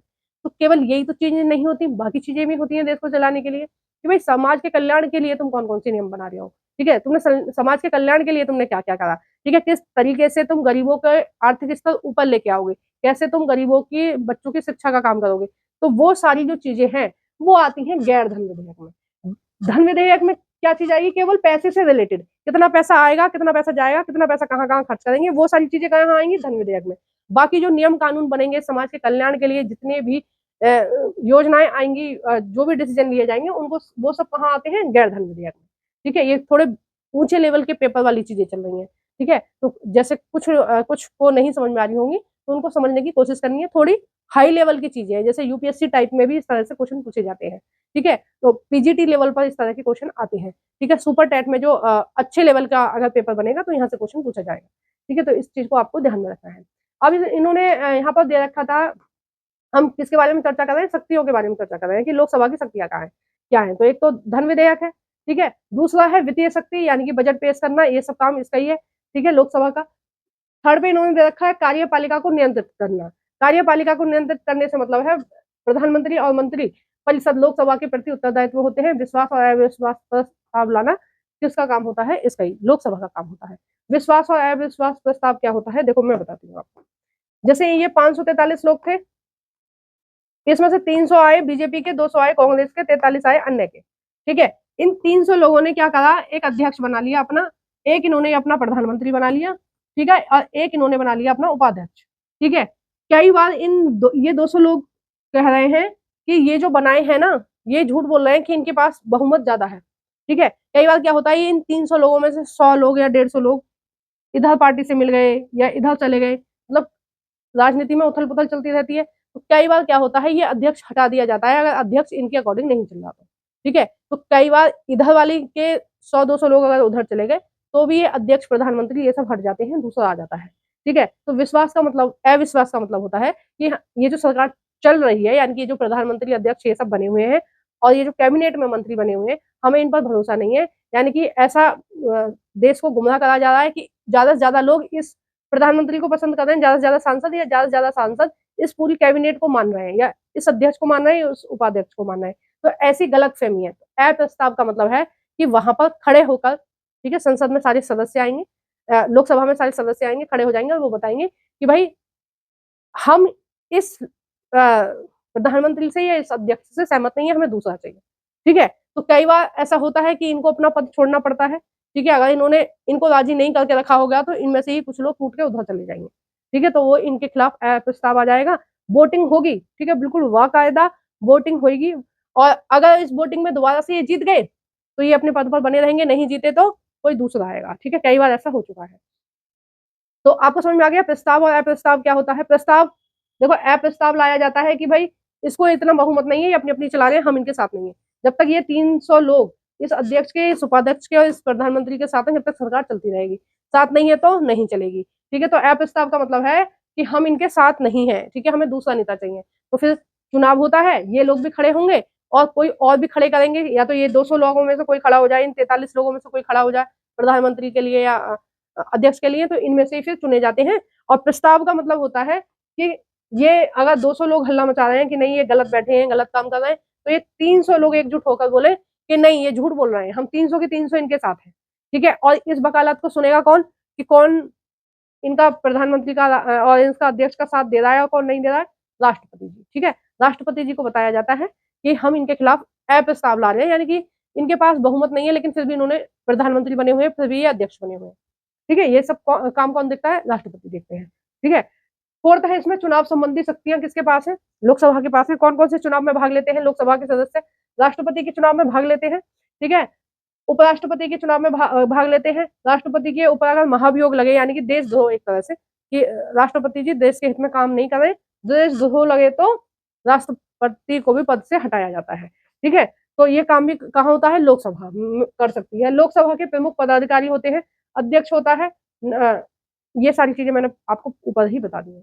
ठीक है, अब देखो महत्वपूर्ण तथ्य यानी कि वन लाइनर हैं जो आपके एग्जाम में पूछे गए हैं। ठीक है, मोस्ट इंपोर्टेंट है, इस पर बिल्कुल आपको अच्छे से कॉन्सेंट्रेट रहना है, और आप इसका स्क्रीनशॉट भी ले सकते हो। वैसे जरूरत नहीं है, आप पीडीएफ ले सकते हो। मैंने आपको बताया कि आपकी ये जो पीडीएफ रहेगी ये 200 रुपए की रहेगी। ठीक है, जिसमें आपको 30 टॉपिक मिलेंगे और 30 चैप्टर या टॉपिक मान सकते हैं।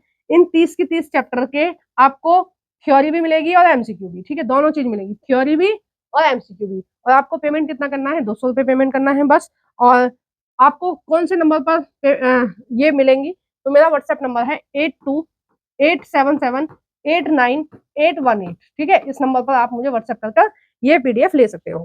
ठीक है, अभी हाल फिलहाल के लिए अगर आप स्क्रीनशॉट लेना चाहें तो वो भी कर सकते हैं। तो इसमें बोला गया है कि लोकसभा से संबंधित तथ्य, ये सारे के सारे मैंने प्रीवियस पेपर से ही निकाले हैं। तो पहला है इसमें लोकसभा की स्थापना 17 अप्रैल 1992 में हुई। ठीक है, दूसरा है लोकसभा का पहला सत्र 3 मई 1992 में हुआ। ठीक है, तीसरा है इसमें लोकसभा में वर्तमान जो चल रही है, जो इस समय चल रही है, वो चल रही है 18वीं। ठीक है, 17वीं मतलब जिस समय ये क्वेश्चन पूछा गया था जब 17वीं चल रही थी, 2024 के बाद से अब जो लोकसभा चल रही है वो 18वीं चल रही है। ठीक है, यानी कि 18 बार हमारी लोकसभा का गठन हो चुका है ना। नेक्स्ट है इसमें कुल सदस्य, अधिकतम सदस्य होते हैं 552, वर्तमान में 543 है। ठीक है, निर्वाचित 543 यानी कि जनता चुनकर भेज रही है, उनको बोलते हैं निर्वाचित। नेक्स्ट है इसमें नामांकित सदस्य, अंग्रेजों का प्रावधान, पहले 2 एंग्लो इंडियन को राष्ट्रपति नॉमिनेट करते थे और अब 104वें संविधान संशोधन के तहत 2020 में यह प्रावधान हटा दिया गया है, क्योंकि हमारे देश में अंग्रेज रहते ही नहीं है, फिर मनोनीत करने की क्या जरूरत है उनको।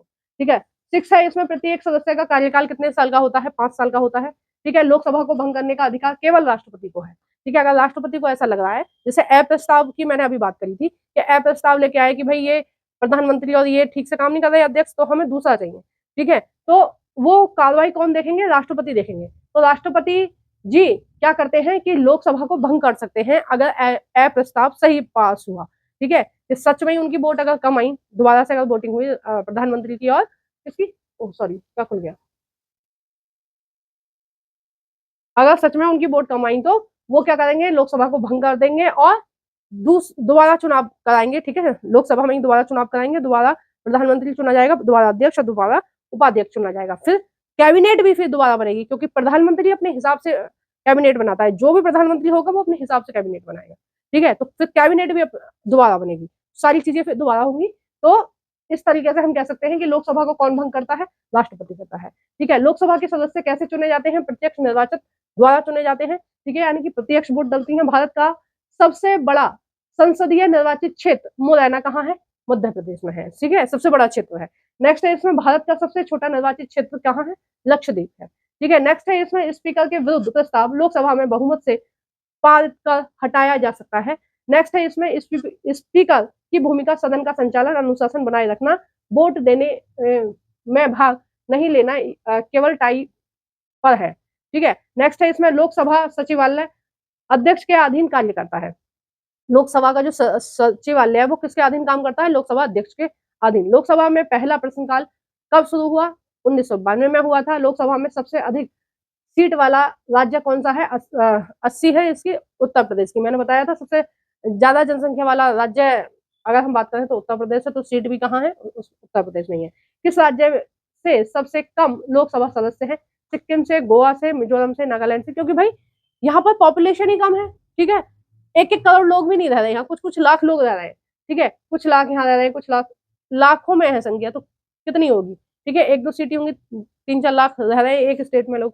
ठीक है, नेक्स्ट है इसमें महिलाओं के आरक्षण का विधेयक कब पास हुआ था, तो संविधान 128वां संशोधन हुआ है, विधेयक आया है 2023 के तहत, और प्रस्ताव पारित हुआ है कि 33% आरक्षण किसको मिलेगा, महिलाओं को। यानी कि अब लोकसभा में आने वाला जो समय रहेगा 2029, उसमें जो लोकसभा में आपको सदस्य दिखाई देंगे उसमें 33% महिलाएं भी दिखाई देंगी। नेक्स्ट हम देख रहे हैं कि लोकसभा की बैठक वर्ष में कितनी बार होती है, तो कम से कम 3 बार होती है। ठीक है, 3 सत्र होते हैं। एक है बजट सत्र, ठीक है, बजट सत्र। दूसरा है इसमें यहाँ पर, दूसरा है मानसून सत्र, तीसरा है विंटर सीजन। ठीक है, यानी कि शीतकालीन सत्र। ठीक है, ये क्या है, मानसून सत्र। ठीक है, तो बजट सत्र जो होता है ये होता है फेब में। ठीक है, ये कब होता है, फेब में होता है, यानी कि फरवरी में होता है। मानसून सत्र जो होता है वो होता है जुलाई में। ठीक है, वो कब होता है, जुलाई में। और विंटर सीजन जो होता है ये होता है अक्टूबर में। ठीक है, थोड़ा बहुत डेट इधर उधर होती है, महीने फिक्स है, इन्हीं महीनों में ये होता है। नेक्स्ट है इसमें 19वां, संसद टीवी पर सीधा प्रसारण, लोकसभा की कार्रवाई का सीधा प्रसारण किया जाता है। यानी कि संसद में इस समय क्या सारी चीजें चल रही हैं वो सब आप लाइव कहाँ देख सकते हो, संसद टीवी। ठीक है, संसद टीवी के नाम से एक चैनल है, वो सरकारी चैनल है ये। 20 है इसमें, नेक्स्ट दे रखा है, धन विधेयक की परिभाषा केवल लोकसभा में प्रस्तुत होता है, राज्यसभा इसे रोक नहीं सकती है। ठीक है, अगर पास कर दे तो बहुत खुशी की बात, ना पास करे राज्य से तो 14 दिन बाद अपने आप ही ये पास हो जाता है। नेक्स्ट इसमें दे रखा है कि लोकसभा के कुछ प्रसिद्ध अध्यक्ष हैं ये सारे। ठीक है, और नेक्स्ट इसमें दे रखा है अनुच्छेद से संबंधित जानकारी। अब देखो ये जो अनुच्छेद दे रखे हैं, ये अगर आप बड़े लेवल के एग्जाम की तैयारी कर रहे हैं तो आप इन अनुच्छेदों को याद रख सकते हैं। छोटे मोटे एग्जाम में ये अनुच्छेद नहीं पूछे जाते हैं। ठीक है, तो इसलिए आप अपने हिसाब से देख लीजिए। अगर आप पीजीटी की तैयारी कर रहे हैं, टीजीटी की तैयारी कर रहे हैं, तो फिर आपको ये अनुच्छेद याद होने चाहिए। यूपीएससी की तैयारी कर रहे हैं तो ये अनुच्छेद याद होने चाहिए। अगर आप सिंपल टेट वगैरह की तैयारी कर रहे हैं तो फिर ऐसी खास आवश्यकता नहीं है। अगर आपको लगता है याद करने चाहिए तो आप याद कर लेना। ठीक है, बाकी आप इसको 2-4 तो मैंने आपको बता ही दिए। ठीक है, एक तो संसद का गठन आप ये याद रखना। ठीक है, लोकसभा की सीटों का वितरण आप ये याद रखना, और एक ये धन विधेयक। ठीक है, धन विधेयक याद रखना, और एक संयुक्त अधिवेशन, संयुक्त अधिवेशन ये। ठीक है, ये इंपॉर्टेंट है ना। तो इस वीडियो को हम यही समाप्त कर रहे हैं, आगे हम देखेंगे राज्यसभा के बारे में। ठीक है, राज्यसभा के बारे में हम देखेंगे कल, विस्तार से देखेंगे। परसों हम पूरी की पूरी संसद को डिस्कस करेंगे, किस तरह से संसद में कार्रवाई होती है उसको। ठीक है, तो वीडियो कैसी लगी प्लीज कमेंट बॉक्स में बताइएगा। वीडियो को जरूर से लाइक कर देना। जो भी फ्रेंड आपके किसी भी एग्जाम की तैयारी कर रहे हैं, क्योंकि जीके तो सभी एग्जाम में पूछी जाती है, इसलिए जिस भी एग्जाम की तैयारी कर रहे हैं वहां जहां जीके पूछी जाएगी, ठीक है, सभी एग्जाम में जीके पूछी जाती है, उन सभी फ्रेंडों के साथ मेरी इस वीडियो को शेयर कर देना। लाइक करना मत भूलना, प्लीज लाइक कर देना। लगभग मुझे 4 से 5 दिन हो गए, सारी बुकों से कंटेंट ढूंढा है, एनसीईआरटी से कंटेंट निकाला है, प्रीवियस पेपर सारे खंगाले हैं कि क्या क्या चीज पूछी जाती है। 5 से 6 दिन से मैं यही तैयार कर रही हूँ।